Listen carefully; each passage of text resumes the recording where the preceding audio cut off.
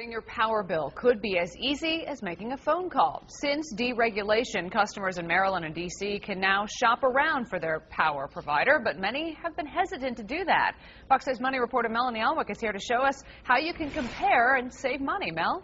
Well, Laura, in Maryland, there are 9 companies you can buy residential power from, 3 in the district. You'll have to do a little bit of homework to figure out the best deal for your house, but in the end, you could cut as much as 20% off your power bill. If you live in Maryland or D.C., sooner or later, you'll get one of these. It's an offer to change your power provider.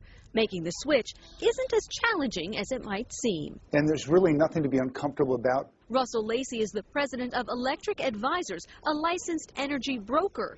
His company helps businesses and homeowners lower their electric bills. You know, in some cases, we've been able to drop businesses' electricity costs by close to 20%. Power comes from many sources: wind, coal, nuclear.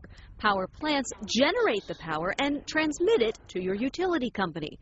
That makes up the generation and transmission charges on your bill.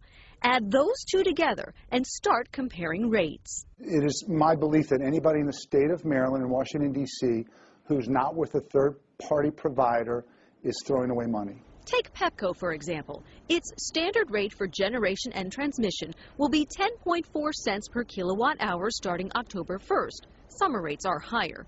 But if you choose a different supplier, your rate could be a few cents lower. And when you're using thousands of kilowatt hours, it does add up. 1.4 times 1,200, that's roughly $17 for that particular month. Petco's website will give you a list of the supplier choices in Maryland and the district. And it's really, at some level, just simple math. Who has the lowest cost per kilowatt hour?